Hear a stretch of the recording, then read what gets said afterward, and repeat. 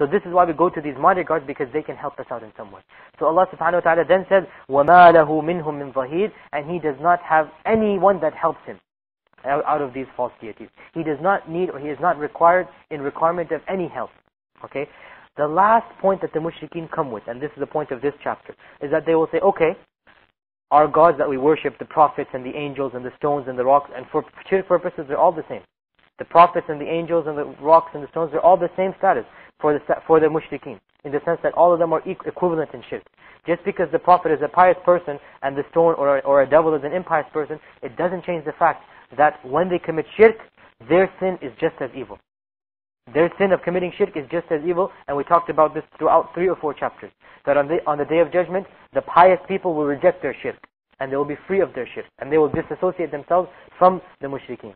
So don't be confused, by the way, this is a side point, don't be confused by some Barelvis and others that come to you, that how can you compare our Prophet Muhammad ﷺ to idols?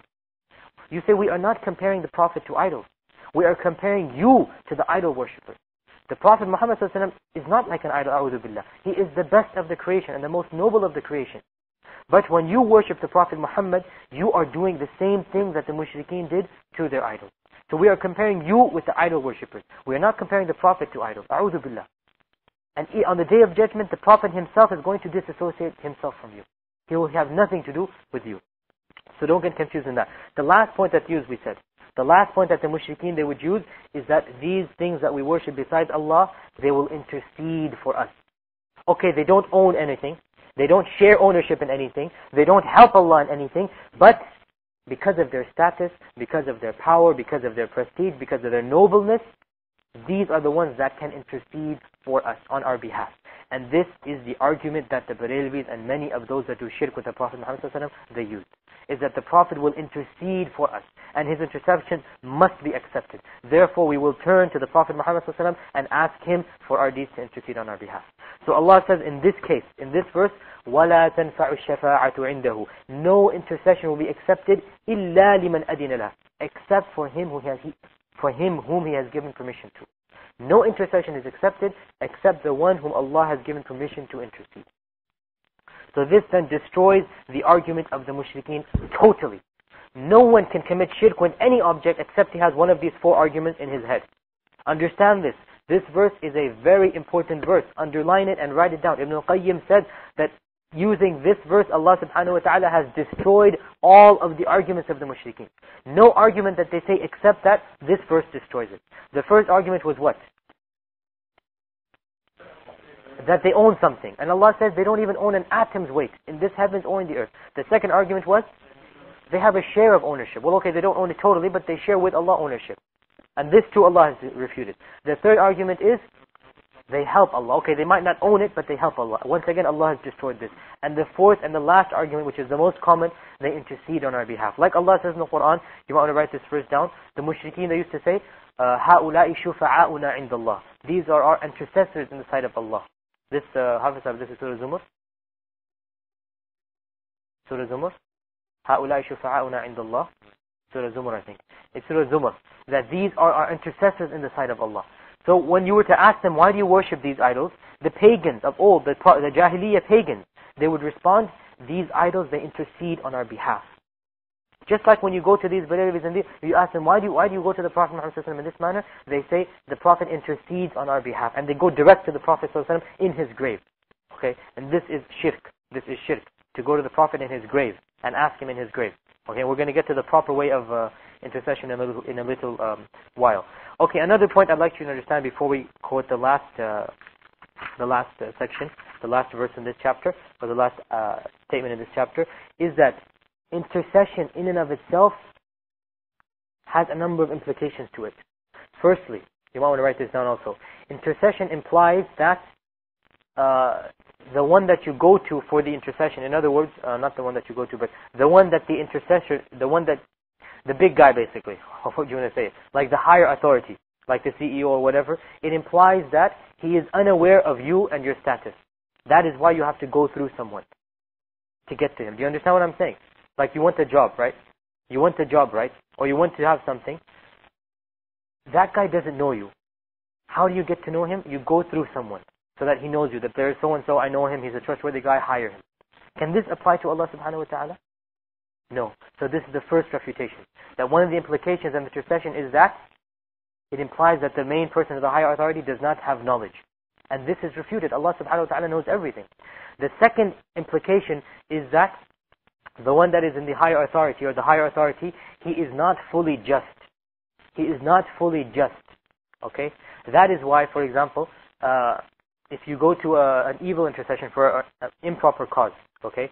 And this is the way that politics in our times works, is that you rub my back, I'll rub yours. You know, this intercession all around Congress and the senators, this is all that they do, voting for each other's bills if you study politics. If you vote for my bill, I'll vote for yours.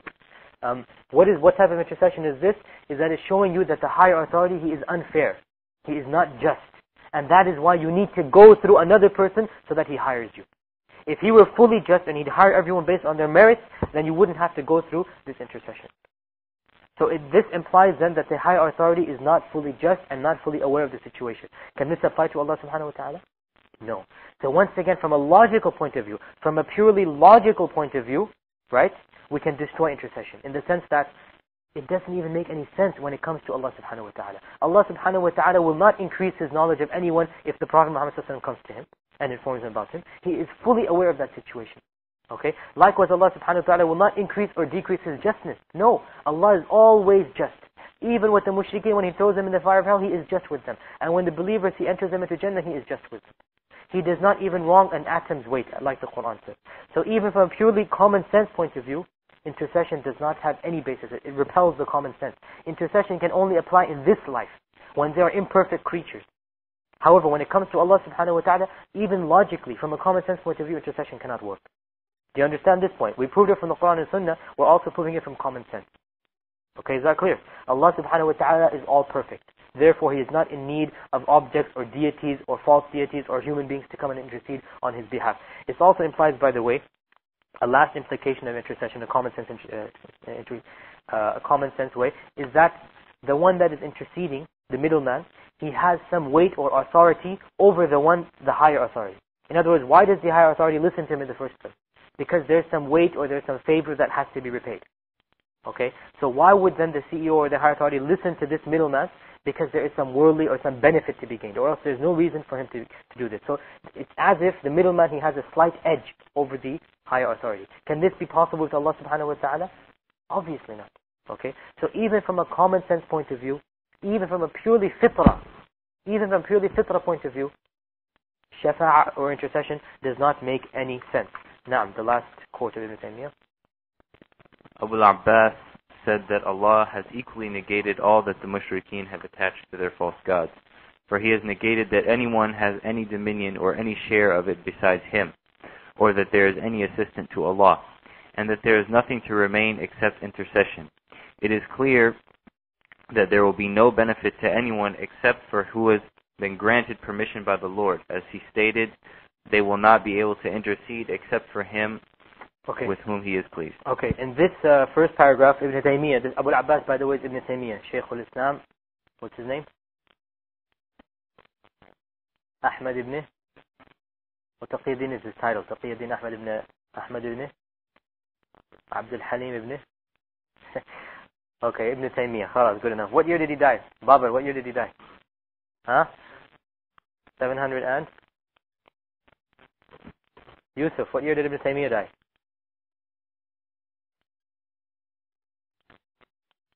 No, it's not in there. 728.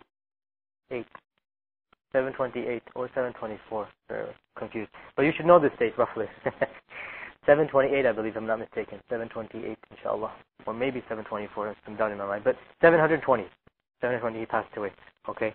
So Ibn Taymiyyah said, and this paragraph is an explanation of the verse that we just quoted, is that Allah subhanahu wa ta'ala negated all intercessors or all associates besides him. He negated everything that the mushrikun, they hold on to or they cling on to. He negated that someone else has power. He negated that someone else has a share in this power. He negated that someone else is a helper to Allah, and nothing is left except intercession. Basically, this first paragraph is what we just explained about this verse. Okay? So you understand, this first paragraph, Ibn Taymiyyah is just summarizing the interpretation of the verse that just preceded. Now, the next paragraph.